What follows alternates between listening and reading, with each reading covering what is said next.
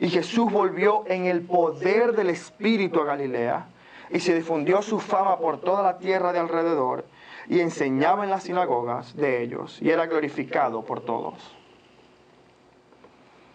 Fíjese lo que dice Hechos 10:38.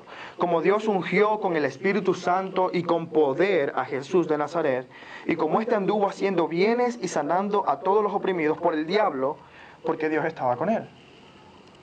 De modo que todo lo que Cristo hacía, lo hacía por medio del poder del Espíritu Santo. Y usted se preguntará, oh, muy bien, ¿qué relevancia tiene eso? Recuerde que Marcos, la pregunta vital para Marcos es responder, ¿quién es este hombre? ¿Quién es Jesús? Porque él era un maestro diferente a cualquier otro maestro. Era un maestro diferente a cualquier otro religioso que había pasado por esta tierra. Y si Jesús realmente viene de Dios, tenía que estar respaldado por el poder de Dios. Por eso es que esto es importante. Jesús no hacía nada que no fuera respaldado por la fuente de poder más grande del universo, que es Dios mismo, su Espíritu. Cristo era diferente. Él afirmó quién era por medio de sus obras, que las hacía con poder. Pero los fariseos, hermanos, no podían ver esto porque ellos estaban ciegos en su pecado. Ellos tenían la evidencia allí, lo que Jesús estaba haciendo, pero no lo podían reconocer porque estaban ciegos en su odio por Jesús. Aquellos que me conocen saben que tengo cierta inclinación hacia la apologética y la defensa del Evangelio. Y muchas veces he hablado con personas que no importa cuántas veces usted le presente evidencias de que Dios existe, la persona simplemente está ya decidida a que no va a creer. Eso me recuerda la historia de un hombre que pensaba que estaba muerto. Este hombre decía, yo estoy muerto, y le decía a su mujer, no voy a trabajar más porque yo estoy muerto.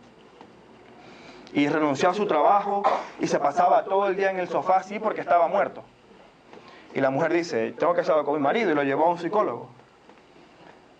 Y el psiquiatra o el psicólogo le habla con el hombre y dice, sí, este hombre cree que está muerto. Entonces el psiquiatra lo que hace es, comienza a condicionar al hombre y a enseñarle que solamente la gente viva puede sangrar, que los muertos no sangran. Y empezó a ponerle videos, a hacerle escuchar audios, y el hombre terminó convencido de que solamente los vivos sangran. Cuando ya el hombre estaba convencido y decía, sí, nada más los vivos sangran, los muertos no sangramos, vino el psiquiatra y le cortó el dedo. ¿Y sabe qué dijo este hombre? Mira, los muertos también sangramos. De modo que hay ciertas personas, hermanos, que no importa lo que vean, lo que escuchen o la evidencia que usted presente, no quieren creer. Están determinados a creer y continuar en su propio camino. Y eso es lo que pasaba con los fariseos. Ellos vieron el poder de Dios manifestarse, pero dijeron, mira, el diablo también saca al diablo. Mira, Satanás también cura enfermos. Esa fue su conclusión. Pero tenemos un ejemplo en la Biblia muy bueno, que es el ejemplo de Nicodemo. Otro fariseo, otro principal de los judíos, que viendo lo mismo que vieron los fariseos o los escribas, llegó a una conclusión totalmente distinta. Mire lo que dice Juan 3, del 1 al 2. Había un hombre de los fariseos que se llamaba Nicodemo, un principal entre los judíos, que vino a Jesús de noche y le dijo, Rabí, escuche bien lo que dijo Nicodemo. Rabí, sabemos que has venido de Dios como maestro, porque nadie puede hacer las señales que tú haces si Dios no está con él. Es decir, Nicodemo ve el poder que se manifiesta en la vida de Cristo e inmediatamente llega a la conclusión, este hombre viene de Dios, porque ese es el poder de Dios manifestado. Pero los fariseos, viendo el mismo poder, dijeron, este tiene a Satanás. A este hay que matarlo. Y la respuesta de Marcos es clara. Es clara. Jesús Hijo de Dios, respaldado en su ministerio, avalado por el poder de Dios mismo. Y ese mismo poder, hermanos, fue el poder que levantó a Cristo de entre los muertos. Ese fue el poder por medio del Espíritu Santo que levantó a Jesús de entre los muertos. Fíjense lo que dice Romanos 1:4. Acerca de su Hijo nuestro Señor Jesucristo, que era del linaje de David según la carne, que fue declarado Hijo de Dios con poder según el Espíritu de santidad por la resurrección de los muertos. El Espíritu de Dios fue el que resucitó a Cristo de los muertos, avalando la obra de Jesús, confirmando que Jesús es quien dijo ser. Así que no estaba loco, ni estaba poseído, sino que verdaderamente es el Señor que tiene la autoridad y el poder. ¿Y sabe qué es lo mejor de todo esto, hermanos? Primero, que sabemos en quién hemos confiado. No hemos confiado en un lunático, no hemos confiado en alguien que tenía delirios de grandeza. Estamos confiando en el Señor del universo. Y ese Señor del universo nos ha empoderado a nosotros con ese mismo poder que le resucitó de los muertos. El poder que levantó a Cristo es el mismo poder que opera ahora en mi vida y en tu vida, si has creído. Fíjese lo que dice Efesios 1, del 15 al 23. Por esta causa también yo, habiendo oído de vuestra fe en el Señor Jesús y de vuestro amor para con todos los santos, no ceso de dar gracias a vosotros, haciendo memoria de vosotros en mis oraciones, para que el Dios de nuestro Señor Jesucristo, el Padre de gloria, os dé espíritu de sabiduría y de revelación en el conocimiento de Él, alumbrando vuestro entendimiento para que sepáis cuál es la esperanza a la que Él os ha llamado, y cuáles las riquezas de la gloria de su herencia en los santos, y cuál es la supereminente grandeza de su poder para con nosotros los que creemos, según la operación del poder de su fuerza, la cual operó en Cristo resucitándole de los muertos y sentándole a la diestra en los lugares celestiales, sobre todo principado y autoridad y poder y señorío, y sobre todo nombre que se nombra no solo en este siglo, sino también en el venidero, y sometió todas las cosas bajo sus pies, y lo dio por cabeza sobre todas las cosas a la iglesia, la cual es su cuerpo, la plenitud de aquel que lo llena todo en todo. ¿Qué poder opera en nosotros? ¿Nuestra fuerza de voluntad? ¿Nuestras capacidades? ¿Nuestra posibilidad de cambiar nosotros mismos? No. El poder que opera en nosotros, hermanos, es el poder que levantó a Cristo de los muertos. Es el poder que Cristo manifestó en su ministerio. Es un poder mucho más allá de lo que nosotros podemos comprender. Y eso ahora está operando en nosotros para salvación, pero también para la santificación. Cada día transformándonos a la imagen de Cristo. Ese es el mismo poder que transformó la vida de los discípulos y los llevó a ser de unos simples hombres comunes a ser aquellos que trastornan el mundo entero, como dice el libro de Hechos. ¿Usted cree que los discípulos hicieron todo lo que hicieron por su propia fuerza de voluntad? ¿Usted cree que los discípulos soportaron todas las aflicciones y tenían la capacidad de cantar salmos cuando eran azotados porque les gustaba mucho el Evangelio? No, hermanos. Era el poder del Espíritu obrando en ellos, que le daba la capacidad de soportar cualquier aflicción por el Evangelio. Si usted lee los versículos del 13 al 19 en el capítulo 3, fíjese la descripción de los discípulos. Realmente no es mayor cosa. Versículo 13, capítulo 3 de Marcos, dice: después subió al monte y llamó así a los que él quiso y vinieron a él. Y estableció a 12 para que estuviesen con él y para enviarlos a predicar. Y que tuviesen autoridad para sanar enfermedades, para echar fuera demonios. A Simón, a quien puso por nombre Pedro. Y si usted ve la vida de Pedro en las Escrituras, usted va a ver que fue un cobarde, que dejó al Señor Jesucristo, lo negó 3 veces cuando llegó el momento de la verdad. A Jacobo, hijo de Zebedeo, y Juan su hermano, a quienes apellidó Boanerges, hijo del trueno. ¿Usted recuerda quiénes son estos dos? Fueron los envidiosos que le dijeron al Señor: cuando venga tu reino, concédenos sentarnos a nosotros dos, uno a tu izquierda y otro a tu derecha. Si usted ve, estos hombres realmente no eran ni muy espirituales, ni muy entendidos, ni muy habilidosos tampoco. También llamó a Andrés, Felipe, Bartolomé, Mateo, que era recaudador de impuestos, es decir, un traidor al pueblo judío. Tomás, Jacobo, hijo de Alfeo, Tadeo, Simón el cananista. Los cananistas eran un partido político que quería liberar a Israel del yugo de Roma. Literalmente era un revolucionario, ese era un revolucionario político. Si usted ve este grupo de gente, eran algunos pescadores, otros eran hipócritas, pero estos fueron los que terminaron trastornando el mundo entero. ¿Cómo es posible? Por el poder que opera en ellos, por el poder que operó en ellos.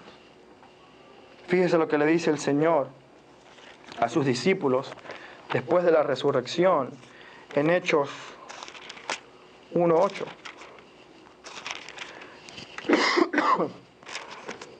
El Señor les dice lo siguiente: pero recibiréis poder cuando haya venido sobre vosotros el Espíritu Santo, y me seréis testigos en Jerusalén, en toda Judea, en Samaria y hasta lo último de la tierra. Es curioso que cuando el Señor los manda a predicar, en el capítulo 3 dice que solamente les dio autoridad, pero es en Hechos cuando recibieron el poder del Espíritu. Por eso no habían comenzado su ministerio. Estaba Jesús aquí, evidentemente, pero recibieron poder cuando llegó el Espíritu. Y estas son personas que convivieron con el Señor Jesucristo 3 años, completamente comiendo con Él. Ahora la pregunta es, hermanos, ¿en quién estamos confiando nosotros? ¿En qué poder estamos confiando nosotros? ¿Estamos confiando en aquel que es poderoso para hacer mucho más allá de lo que podemos pensar o imaginar? ¿O estamos confiando en nuestras propias fuerzas? Estamos siendo como los Gálatas, de quienes Pablo dice: habiendo comenzado con el Espíritu, ¿pretendéis ser perfeccionados ahora por la carne? Es decir, habiendo comenzado con el poder del Espíritu en vuestra vida, ¿ahora queréis ser perfectos por medio de tu fuerza de voluntad? ¿De alcanzar una serie de listas que tú mismo puedes cumplir? ¿Es eso lo que estamos haciendo? ¿O estamos reconociendo que solamente Él tiene poder para actuar en nuestras vidas?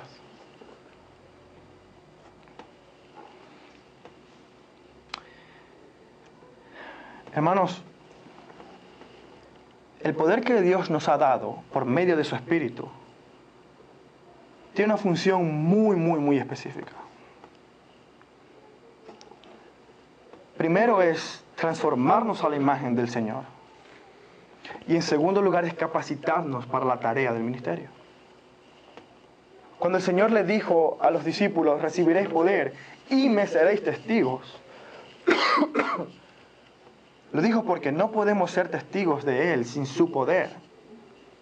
Es imposible llevar a cabo la tarea del Evangelio sin el poder del Espíritu. Es imposible convencer a una persona para que crea en Cristo. El ser humano no tiene esa capacidad. No lo podemos hacer. Usted puede predicar muy bonito, usted puede tener todos los argumentos que usted quiera, pero usted no tiene el poder para transformar el corazón del hombre pecaminoso. somos testigos por el poder de Dios.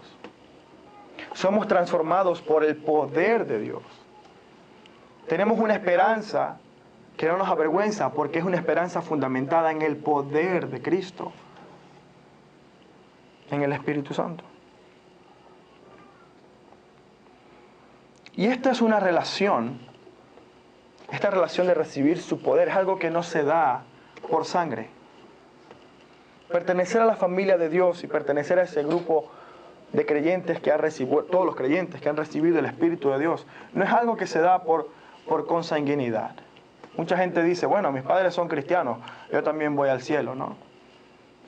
Pero mire lo que dice el Señor Jesús en los versículos finales del capítulo 3. Versículos del 31 al 35 dice: vienen después sus hermanos y su madre y quedándose afuera enviaron a llamarle. Imaginamos que estos no serán los mismos hermanos. Me imagino que su madre no estaba en ese grupo que pensaba que estaba loco. Y la gente que estaba sentada alrededor le dijo: tu madre y tus hermanos están fuera y te buscan.